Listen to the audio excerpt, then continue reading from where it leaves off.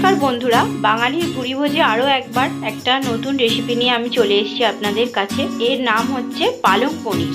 চলুন দেখে নিই কীভাবে এই রেসিপিটা রান্না হচ্ছে।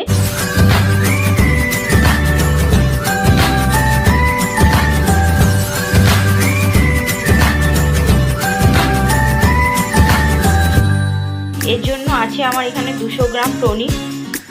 আর এখানে আমি কড়াইতে জল দিয়ে পালং শাকটা সেদ্ধ করতে বসিয়ে দিয়েছি। এরপর যা যা মশলা দেব বানানোর সময় আপনারা দেখে নেবেন। এই পালং শাকটা আমি সেদ্ধ করতে বসিয়েছি এখানে। এটা সেদ্ধ হয়ে গেলে আমি এটাকে মিক্সিতে পেস্ট করে নেব। চলুন পেস্ট করে ফিরছি। চলুন বন্ধুরা, আমার পালং শাকটা বেটে আমি ফিরে এসেছি। দেখুন এখানে আছে আমার পালং শাক বাটা, এখানে আছে টমেটো আর কাঁচা লঙ্কার পেস্ট, এখানে আছে আদা রসুনের পেস্ট, এখানে আছে মাখন লাস্টে দেবার জন্য। বন্ধুরা, পালং পনির কার কার ভালো লাগে অতি অবশ্যই আমাকে কমেন্ট করে জানাবেন। আর তেল আছে, চলুন দেখে নিই কীভাবে করছি। কড়াটা আমি গরম বসিয়ে দিয়েছি। এবার আমি এতে দিয়ে দেব সামান্য মতো তেল। এটা আমি করছি সাদা তেলে। দিয়ে একে একে আমি মশলাগুলো অ্যাড করব। চলুন দেখে নিই। প্রথমে আমি এতে দিলাম 2 চামচ মতো আদা রসুনের পেস্ট, 2 চামচ।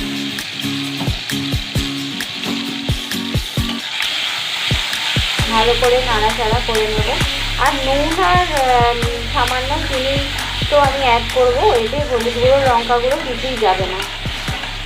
কাঁচা লঙ্কাটা বাটাটা যাবে এতে। যে যেমন ঝাল খাবেন সে সেরকম পরিমাণে বেটে নেবেন। এর মধ্যে দিয়ে দিলাম টমেটো বাটাটা। টমেটো আর কাঁচা লঙ্কা আমি একসাথে বেটে রেখেছিলাম, ওটাই দিয়ে দিলাম।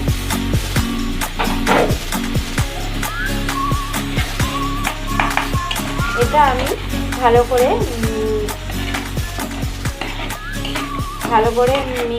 মিক্স করে আমি ফিরছি। রুটির সাথে শীতকালে একদম জমে ক্ষীর পুরো। তাহলে আর দেরি কিসের, বাড়িতে আপনারাও করে খান বানিয়ে। আর আমাকে জানান কার কার পনির খেতে, পালং পনির খেতে কার কার ভালো লাগে। আমি তো আগেই বলেছি। আমার রেডি একদম বন্ধুরা, আমি আপনাদের কাছে এটা নিয়ে ফিরছি। দেখুন বন্ধুরা, আমার পালং পনির একবারে রেডি।